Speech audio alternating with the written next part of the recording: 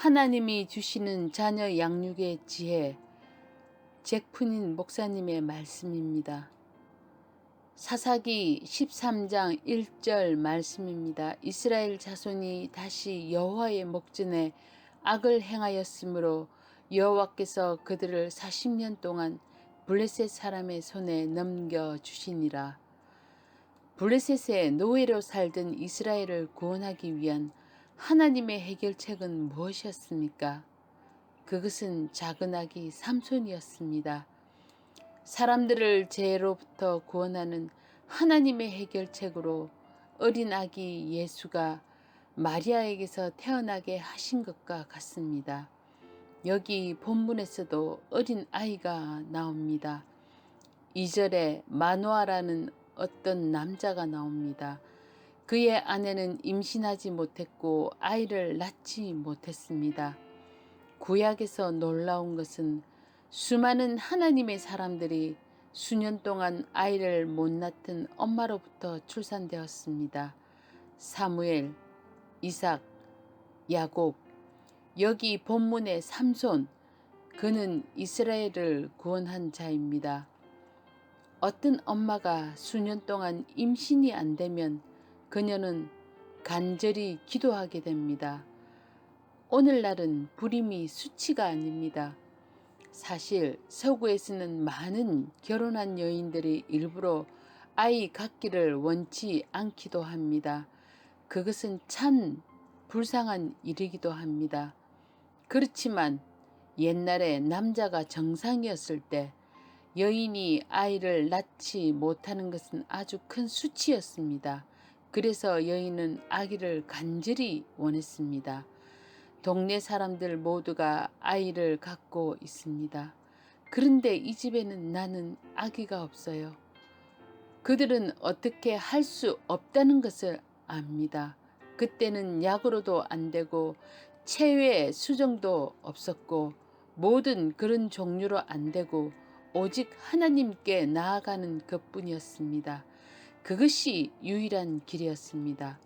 그래서 기도하기를 하나님 제게 아기를 주시면, 그래서 불임의 어머니들은 기도하게 됩니다. 제가 방금 말한 이런 이름들은 이삭, 야곱, 사무엘, 삼손, 이 모든 이름들은 모두 간절한 기도 가운데 태어난 자녀들입니다. 여러분의 자녀들이 기도 가운데 태어난다면 그건 놀라운 일입니다. 아기가 태중에 있을 때부터 여러분이 아기를 위해 기도합니다. 모든 어머니들이 꼭 그렇게 해야 합니다. 그러면 아기가 태어날 때부터 기도의 분위기 가운데 태어나게 됩니다. 굉장한 겁니다. 기도는 우리 무력함의 표현입니다. 그래서 오직 절박한 사람만 기도합니다.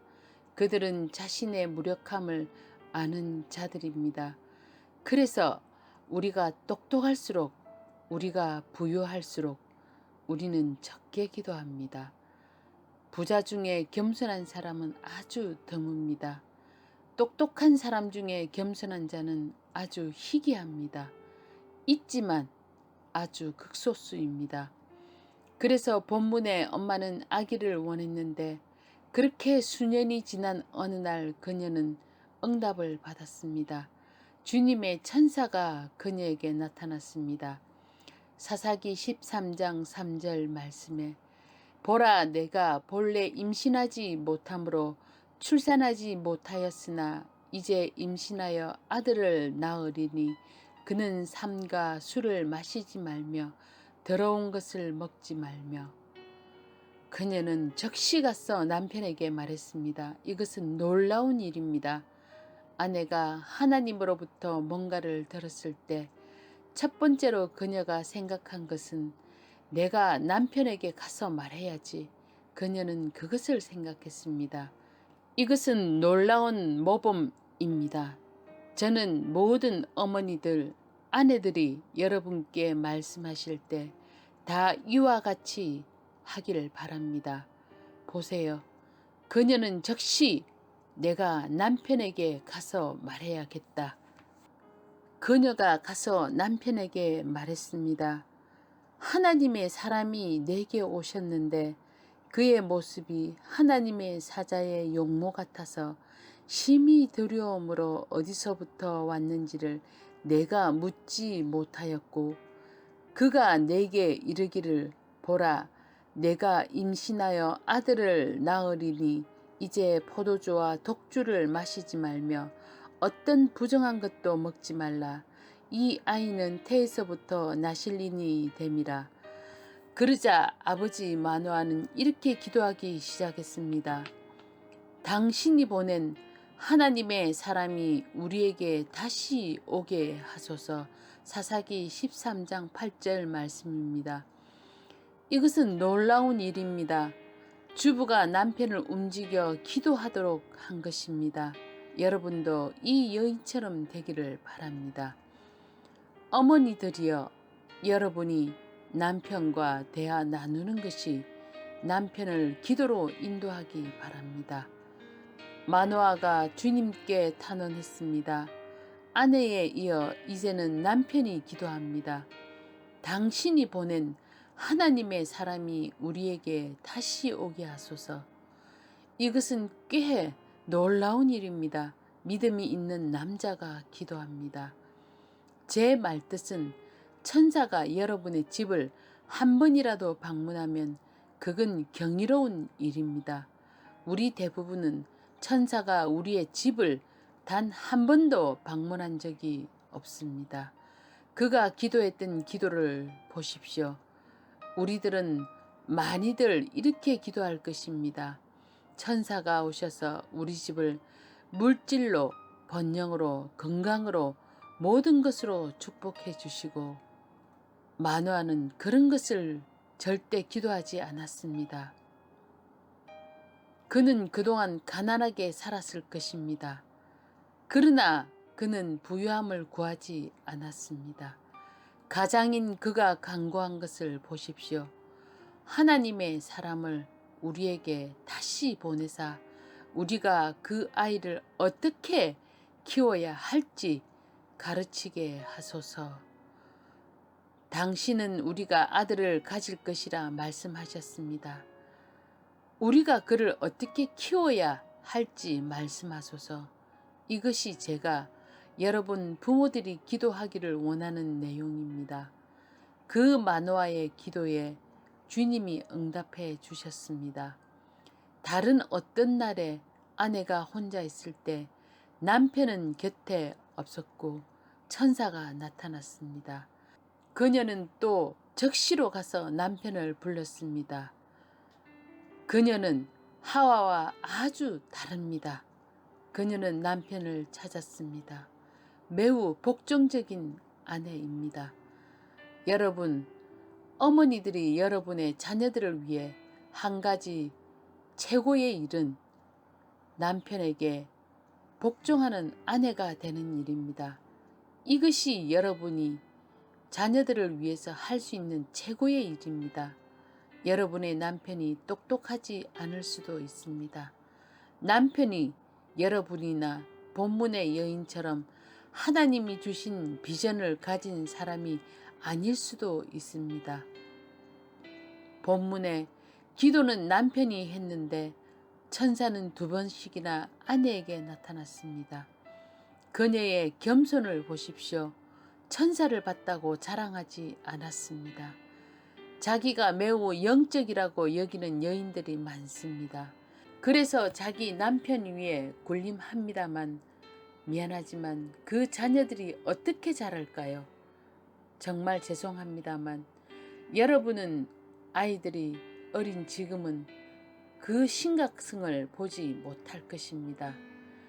그런데 자녀들이 20살, 25살이 되어 결혼할 때 보십시오. 엄마들은 남편에게 했던 그 거만한 태도의 결과를 보게 될 것입니다. 그러나 그때는 어떻게 하기는 너무 늦습니다. 그녀는 천사가 2번씩이나 나타난 사실에 흥분하지 않았습니다.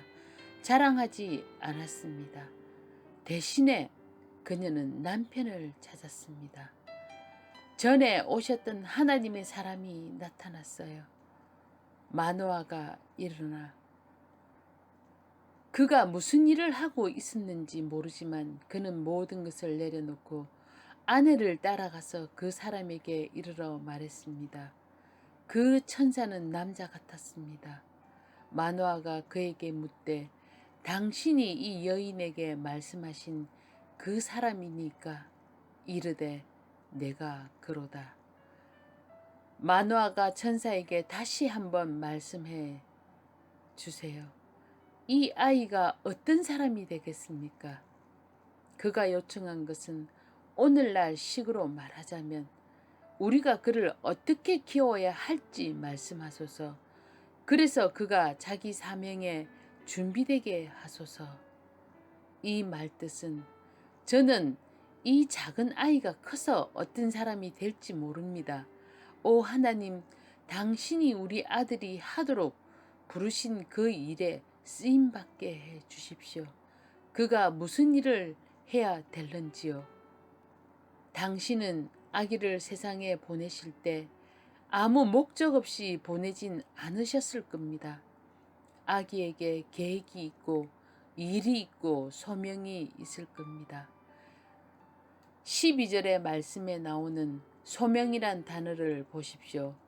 소명이란 하나님이 우리 아기에게 계획하신 오직 그 한 가지 일을 뜻합니다. 그것을 우리에게 보이소서. 우리가 이 아이를 어떻게 키울까요? 그가 장성해서 그 아이가 자기 소명을 이루게 하소서. 오 하나님, 우리는 아무것도 모릅니다. 우리를 도와주소서. 아주 훌륭한 부모의 예입니다. 아주 훌륭한 자녀를 위한 기도의 예입니다. 천사는 말하기를 내가 여인에게 말한 모든 것을 여인이 주의하게 하라. 여러분, 어머니들이여, 여러분은 다른 어떤 것이 필요치 않습니다. 삼손 엄마처럼 이 책 성경에서 하나님이 하신 모든 말씀에 주의를 기울이십시오. 성경을 읽으십시오. 이것이 여러분에게 필요한 전부입니다. 여인으로 하여금 내가 말한 모든 것에 주의를 기울이게 하라. 여러분, 그렇게 하십시오. 말씀을 따르십시오. 그러면 아들이든지 딸이든지 여러분은 그를 하나님이 이 세상에서 하라고 맡기신 그 일을 하기 위해 준비시키게 될 것입니다. 부모님 여러분, 당신이 이 세상에 태어날 때 하나님은 당신에 대해 어떤 계획이 있으셨다는 것을 믿으십니까? 우리들 대부분 그런 사실에 대해 무지했기 때문에 지난 수년 동안 우리 삶을 엉망으로 살아왔습니다. 잘못된 길로도 갔고요. 심지어 우리가 주님께 온 이후로도 우리는 넘어져서 곁길로 빠졌습니다. 왜냐하면 우리는 좋은 교사를 만나지 못했기 때문입니다. 당신의 자녀들이 당신이 살았던 엉망이었던 젊은 시절처럼 똑같이 살게 되기를 원하십니까? 아닐 겁니다. 저는 내 아들이 있는데 그들에게 원했습니다. 저와 아내는 처음부터 원했습니다. 그들이 자라서 하나님을 위해 살도록.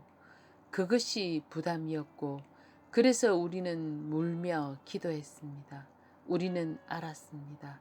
우리 힘으로 안 된다는 것을요. 여러분, 제가 촉구하는데 여러분의 슬픔을 위해서 울지 마십시오. 제가 수년 전에 결심한 것은 저는 누가 제게 끼친 어떤 문제나 슬픔, 고통 때문에 내가 겪는 고통으로 울지 않기로 했습니다. 저는 제 문제로 우는 것을 수년 전에 끝냈습니다. 수십 년 전에 끝냈습니다. 제가 기도했습니다. 저는 다른 사람 때문에 울기 원합니다. 왜냐하면 우리가 부르는 찬송 중에 이런 가사가 있습니다. 주님은 자신의 슬픔을 위해 눈물이 없었네. 그러나 나를 위해 피를 땀방울처럼 쏟으셨네. 우리는 예수님을 따릅니다. 그래서 자녀를 위해 기도하십시오. 많은 눈물과 간절함으로 우리 자녀들이 하나님이 자기를 부르신 소명을 발견하도록 그건 수년이 걸릴 수 있습니다. 하나님의 사람으로 준비되는 데는 수년이 걸립니다. 그래서 자녀를 위해 오랜 세월 기도해야 됩니다. 모친 마리아를 생각해 보십시오. 그녀가 만약 오늘날 살았다면 TV 연속곡을 보지 않았을 겁니다. 안 봤을 것입니다. 그게 우리 아이를 넘어지게 할 수도 있습니다.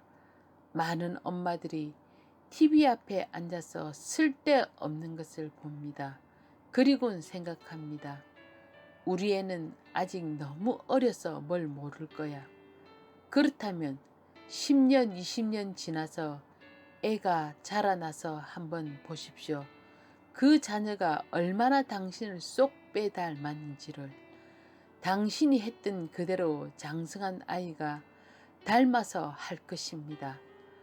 1세에서 3세, 무의식 중에도 다 교육이 되는데 그 일이 결국 자녀를 넘어지게 하는 겁니다. 그게 텔레비전 연속극과 불결한 영화입니다.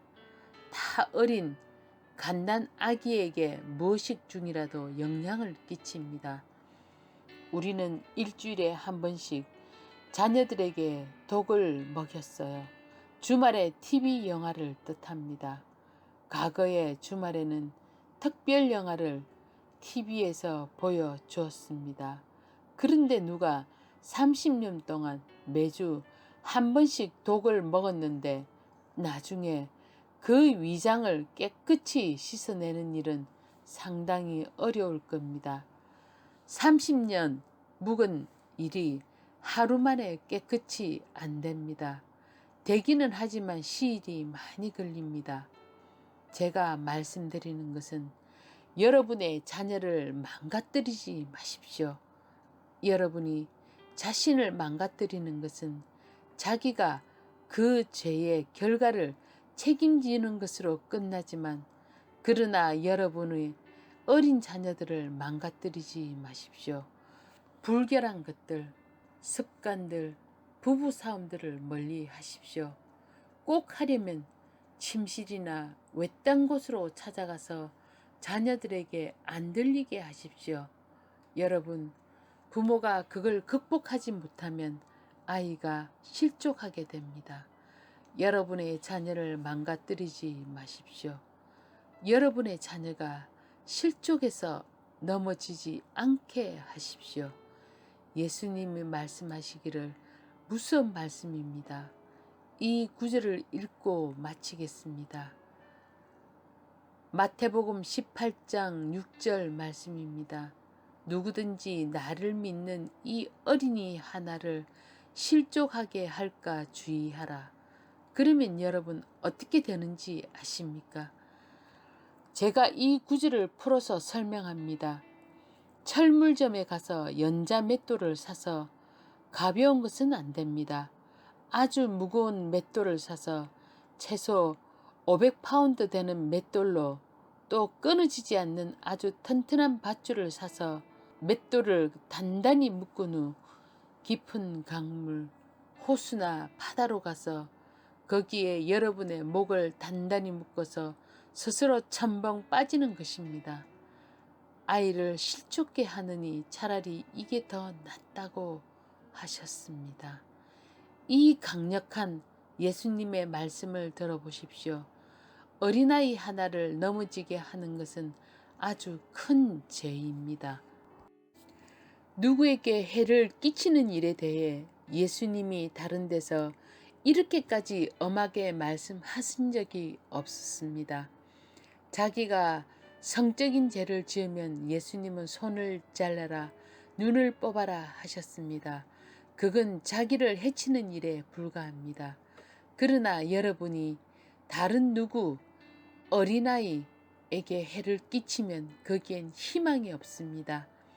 한 손을 자르고도 나는 계속 살 수 있습니다. 그러나 당신이 어린아이에게 해를 끼치면 여러분은 살 자격이 안 됩니다. 가서 호수에 빠지는 게 더 낫다고 예수님이 말씀하셨습니다. 이런 말씀을 생각해 보십시오. 우리는 이런 말씀들을 건너뜁니다. 우리 자녀들을 실족해 하는 일은 심각한 일입니다. 이 교회에서 자라는 모든 아이들은 하나님의 종으로 키워야 합니다. 모두 전임 사역자가 되라는 뜻은 아니고요. 그건 소명받는 자만 합니다. 그렇지만 그들이 자라서 장성해서는 하나님을 위해 살고 그분을 섬겨야 합니다. 바라옵기는 여러분 부모들이 자녀들이 하나님을 위해 살고 그분을 섬기도록 키우십시오. 그들의 직업적 소명이 무엇이든지 간에 주님을 섬기는 것이 가장 중요한 일입니다. 제가 말씀드립니다. 그게 가장 중요한 일입니다. 저는 자녀 양육을 지난 50년 동안 했습니다. 이 세상에 그보다 더 중요한 부르심은 없습니다. 여러분의 자녀를 훈련해서 하나님을 위해 살고 그분을 섬기게 하십시오. 그것이 여러분이 할 수 있는 가장 위대한 일입니다. 남편과 아내가 협력해서 같이 기도하십시오. 자녀들을 위한 기도를 잊어버리지 마십시오. 세상은 점점 더 악해지고 있습니다. 점점 더 악해지고 있습니다. 오늘날 자녀를 가진 사람들은 제가 키울 때보다 훨씬 더 어려워졌습니다. 제가 아이들을 키우던 40년 전보다요. 요즘 부모들은 자녀 양육이 더 어려워졌습니다. 왜냐하면 세상이 더 악해지니까요. 여러분은 하나님으로부터 더 큰 은혜가 필요합니다. 하나님은 여러분에게 그걸 주실 것입니다. 제가 우리 아이들 키울 때 그 시절에는 내 은혜가 내게 족하니라는 말씀이 그대로 이루어졌습니다. 그때는 1970년대였습니다. 그 은혜는 금년도 여전히 똑같이 족합니다. 충분합니다. 여러분이 오늘날 더 많은 은혜를 필요로 하신다면 그것을 주실 것입니다. 그 은혜는 항상 족합니다. 만약 여러분의 자녀 양육이 지금 힘들다면 여러분은 제가 키울 때보다 더 많은 은혜를 받게 될 것입니다. 은혜는 매 시대마다 항상 충분하니까요. 세상에 악의 정가로 죄가 넘치면 은혜도 더 넘치는 것입니다. 자녀 양육에 있어서 이 사실을 믿읍시다. 세상이 너무 악하다고 말하지 마십시오. 우리는 자녀들을 키우게 될 것입니다. 이렇게 선포하세요. 죄가 넘치는 곳에 은혜도 더 넘친다. 우리 자녀들을 이런 믿음으로 양육하십시다. 우리 모든 자녀들이 주님을 따르게 될 것입니다. 이것을 보는 것은 제 마음의 큰 슬픔인데요. 이 교회에서 자라난 일부 자녀들이 커서 주님을 따르지 않는 것입니다. 그건 정말 큰 슬픔입니다. 제가 기도할 때 그들이 회개하게 하시고 바라기는 여러분 부모들이 하나님께 부르짖고 게으르게 뒤로 빠져 있지 마시고 하나님께 부르짖어 금식하며 기도하십시오. 그러면 하나님이 여러분의 자녀들을 돌아오게 하실 것입니다. 이것은 심각한 일입니다. 여러분, 얼마나 오래 그들이 마귀를 섬길 것입니까? 얼마나 오래 그들이 그리스도를 욕되게 할 것입니까? 우리는 이 교회에서 자라는 모든 가정의 어린 자녀들이 예수 그리스도 제자가 되기를 원합니다. 이것이 우리 목표입니다. 그래서 우리가 설교하고 그 방향으로 또 설교합니다. 이 겉면의 말을 간직하십시오. 사랑의 겉면입니다. 아멘.